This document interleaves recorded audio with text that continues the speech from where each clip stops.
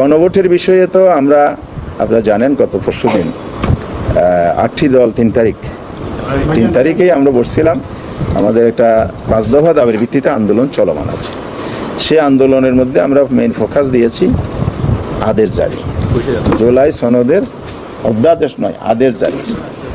এবং এটা বিলম্ব হয়ে যাচ্ছে, অনেক বিলম্ব হয়েও গেছে। আমরা জানি এ ধরনের আদেশ জারিতে 1 বা 2 দিন লাগে।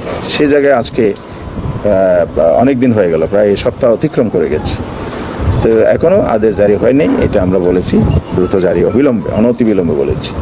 আর গণভোটটা এই আদেশটাকে আরও শক্তিশালী করবে, মজবুত করবে। কারণ হলো সংস্কারের মধ্যে তো আমাদের নিজেদের পলিটিক্যাল পার্টির মতামত এসেছে। অল পলিটিক্যাল পার্টিস মানে সব জনগণ বোঝায় না। পলিটিক্যাল পার্টির বাইরে তো জনপ্রতিনিধিত্বের জায়গা আছে, এই জন্য তো স্বতন্ত্র প্রার্থী হয়। জনগণ সেখানেও ভোট দেয়, তাদেরকেও তো প্রতিনিধি বানায়। তাহলে সব জনগণ এটা বোঝায় না। তাহলে সেই জন্য কী হবে, গণভোট হলে সব জনগণের অংশগ্রহণের ভিত্তিতে এই আদেশটা অনুমোদন হবে এবং এটা রাষ্ট্রীয় দলিল হবে। সেটা পরবর্তী সময়ে কার্যকর হলে বাংলাদেশ নতুন পথে যাত্রা শুরু করতে পারবে। আগামীর বাংলাদেশের যে স্বপ্ন সেটা পূর্ণ হবে। সেক্ষেত্রে আমরা বলেছি এটা যেন যথার্থভাবে হয়, যেনতেনভাবে না হয়। যেনতেন মানে একই দিনে ভোট হলে ব্যাখ্যা আমরা বহুবার দিয়েছি।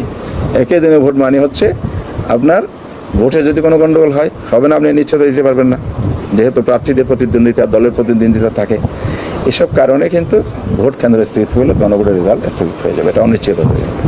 সেকেন্ড থিং হচ্ছে মানুষের অ্যাটেনশনটা থাকবে হলো যার যার প্রার্থী, যার যার প্রতীকের নির্বাচন, দলকে নির্বাচিত করার জন্য। তাহলে গণভোটটা তখন ইগনোরেবল হয়ে যাবে, গৌণ হয়ে যাবে। সেক্ষেত্রে গণভোটের ভোট পড়বে কম। তখন যদি বলে দেয় যে এত কম ভোট দিয়ে গণভোট হয়েছে, সুতরাং জনগণ জুলাই সনদ চায় না। না, বাহানা তো আমাদের দেশে আছে, কনস্পিরেসি আছে। সুতরাং এক ফাতানো ফাঁদে আমাদের পা দেওয়ার সুযোগ নেই।